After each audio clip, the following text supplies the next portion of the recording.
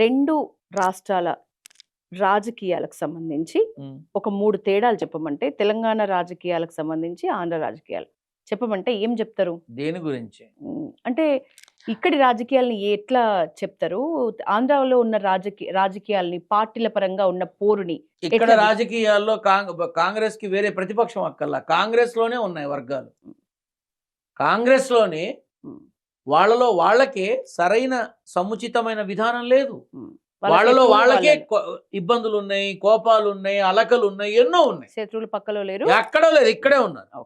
ఇప్పుడు రేవంత్ రెడ్డి గారికి ఈ ఏప్రిల్, మే, జూన్ ఈ 3 నెలలు చాలా కష్టకాలం.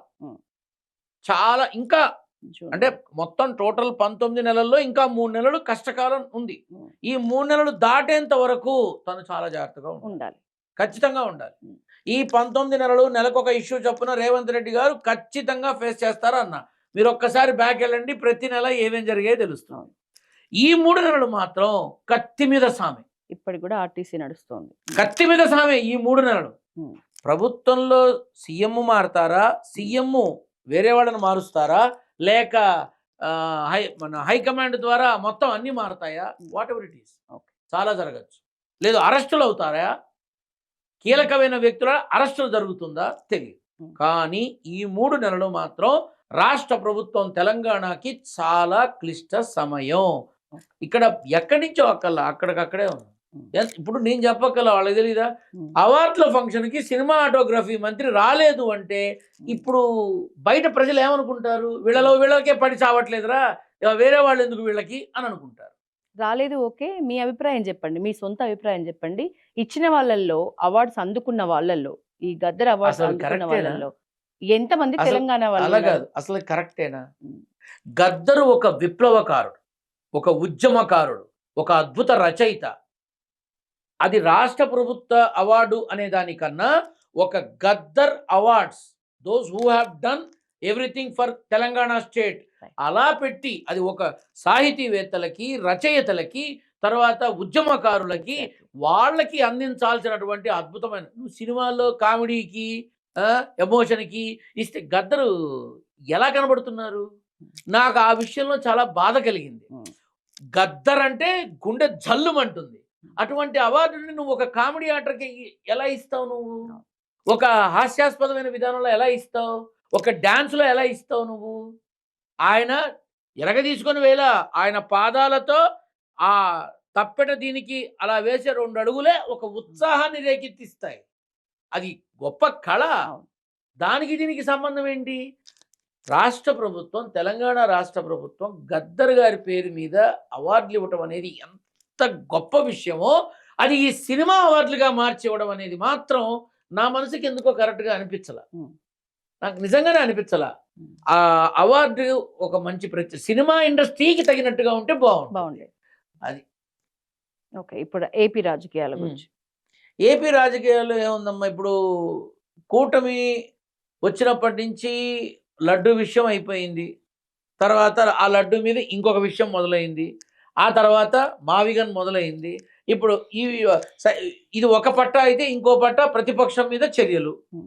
అంటే ఖచ్చితంగా వైసీపీ అనే పార్టీని ఎట్టి పరిస్థితుల్లో పూర్తిగా అణగదొక్కాలి అనే ప్రయత్నంలో కూటమి ప్రభుత్వం ఉంది అనేలాగా వాళ్ళు పాలన చేస్తున్నారని ఆంధ్ర రాష్ట్ర ప్రజానీకం మొత్తం అనుకుంటున్నారు. ఇది కూటమి అభిమానులు కూడా, ఇది అందరికీ తెలిసిన విషయమే. ఇప్పుడు ఒక ఉన్నత స్థాయిలో ఉన్నటువంటి టీటీడీ చైర్మన్ పదవిలో ఉన్న వ్యక్తి వల్ల టీటీడీకి మచ్చపడింది. ఒక సీతారామచంద్రస్వామి దేవస్థానం చైర్మన్గా ఉన్న వ్యక్తి వల్ల పరమనీచమైన ముద్ర పడింది. అట్లాగా ఒక టీటీడీ మెంబరు ఒక స్త్రీతో చేసినటువంటి అమర్యాద వల్ల ముద్ర పడింది. వీళ్ళ ఎవరి మీద, ఈవెన్ మన రైల్వే కోడూరు ఎమ్మెల్యే వల్ల ఒక స్త్రీ జీవితం రోడ్డు మీదకి వచ్చింది. ఇట్లా ఇన్ని జరుగుతున్న క్రమశిక్షణ చర్యలేవి? స్వామివారి కళ్యాణోత్సవాల్లో పట్టు వస్త్రాల విధానంలో ఎంపీకి ఎమ్మెల్యేకి వచ్చినటువంటి ఒక వాగ్వివాదం, ఒక చిలికి గాలివానై ఒక గొడవగా మారిన తర్వాత ఆ ఎమ్మెల్యే మీద క్రమశిక్షణ చర్యలు తీసుకున్నారు. మరి మిగతా వాళ్ళ మీద ఎందుకు తీసుకోవాలా?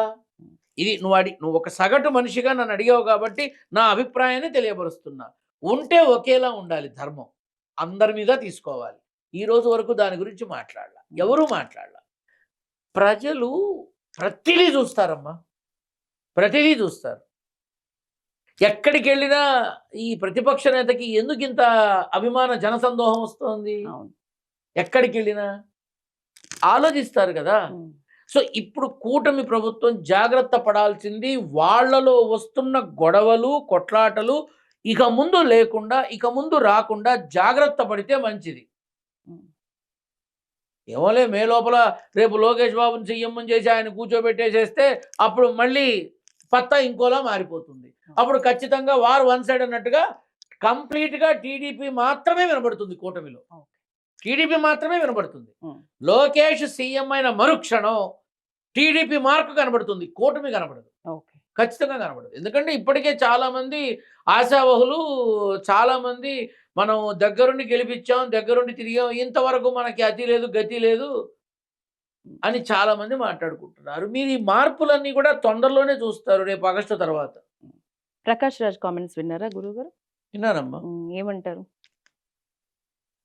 ప్రకాష్ రాజు అనబడేటటువంటి మనిషిని నటుడుగా ఎంత అభిమానిస్తానో మనిషిగా అంత ద్వేషిస్తాను. రాముల వారి మాటల గురించి కాదు, ఒక స్థిత ప్రజ్ఞత లేని మనిషిగా ప్రకాష్ రాజు ఒక స్థిత ప్రజ్ఞత లేని మనిషిగానే భావిస్తాను. ఎందుకని? ఒక్కొక్కసారి ఒక్కొక్క రకంగా, ఒక్కొక్క విధంగా, ఒక్కొక్క పార్టీని, ఒక్కొక్క నాయకుడిని ఎంత చండాలంగా మాట్లాడాలో అలా మాట్లాడుతూ ఉంటాడు. మళ్ళీ స్క్రీన్ మీదకి వచ్చేసరికి గొప్ప నటుడుగా కనిపిస్తాడు. ఇప్పుడు చీకటి వెలుగులు అన్నట్టుగా ఆ మనిషిలో రెండు ఉన్నాయి. మంచి నటుడు కానీ నీచమైన మనిషి.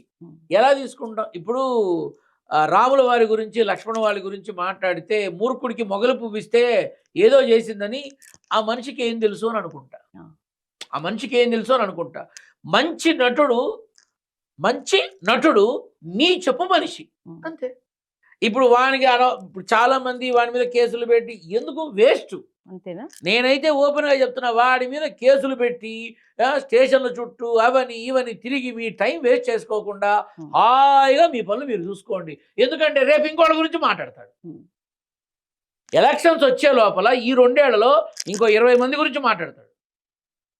మన పురాణాలే, ఖచ్చితంగా దేవతలే, మన హైందవ సాంప్రదాయం మీద, మన ఆధ్యాత్మిక విధానం మీద ప్రకాష్ రాజు మన తెలుగు రాష్ట్ర నాయకుల మీద ఇంకో 10-15 సార్లు మాట్లాడతాడు. బట్ ఏంటంటే don't take it that much of special time, waste. నేను వివరణ ఇస్తా అని అన్నా కూడా ఆ ఇచ్చే వివరణలో క్లారిటీ ఉండదు. ఆ నటన లైవ్ లో చూస్తాం మనం అంతే, అంతకుమించి ఏముండదు. అనవసరంగా ఊరికే టైం వేస్ట్ చేసుకోకండి. వాడి కోసం టైం ఇచ్చి వాడి కోసం ఎప్పుడు స్పెండ్ చేయాలంటే సినిమాలో చూడండి. ప్రకాష్ రాజుని సినిమాలో చూడడం కోసం టైం స్పెండ్ చేయండి, కానీ లైవ్ లోకి వచ్చాక మీ టైం వేస్ట్ చేసుకోకండి. అక్కడ ఇక్కడ నటన కాబట్టి అంతే. బాగుంది. థ్యాంక్ యూ గురుగారు, మంచి విలువైన సమయం మాకు కేటాయించినందుకు. శుభం భూయాత్. శుభమస్తు నాన్న. అందరికీ నేను చెప్పేది ఒకటే, మొదట నన్ను కాదు మీ తల్లిదండ్రులు నమ్మాలి, వాళ్ళని పూజించండి, తర్వాత వాళ్ళు చూపించిన మార్గంలో వెళ్ళండి. ఈ మధ్య చాలామంది విద్యార్థులు నన్ను కలవటం, పరీక్ష ఫెయిల్ అయిందని బాధపడుతూ నా దగ్గరకు వచ్చి ఆనందంగా వెళ్ళి తిరిగి మళ్ళీ వాళ్ళ ఆనందకర జీవితాన్ని ప్రారంభించడం లాంటివి నాకు చాలా బలాన్ని ఇచ్చాయి. మీ ద్వారా చూసిన చాలామంది నన్ను కలవటం జరిగింది. మీ మాధ్యమం ద్వారానే వాళ్ళు నన్ను మాట్లాడటం, కలవటం, తిరిగి వాళ్ళు మళ్ళీ బూస్టప్ అవ్వటం, మళ్ళీ తిరిగి వాళ్ళ చదువుల్లో బిజీ అవ్వటం, ఇలాంటివన్నీ జరిగాయి. సో ఈ మాధ్యమం పల్లవి టీవీ అనే మాధ్యమానికి కూడా నేను ప్రత్యేకించి శుభాభినందనలు తెలుపుతూ, శుభాకాంక్షలు తెలియజేస్తూ మంగళాశాసనాలు తెలుపుతున్నాను. శుభమస్తు. Thank you.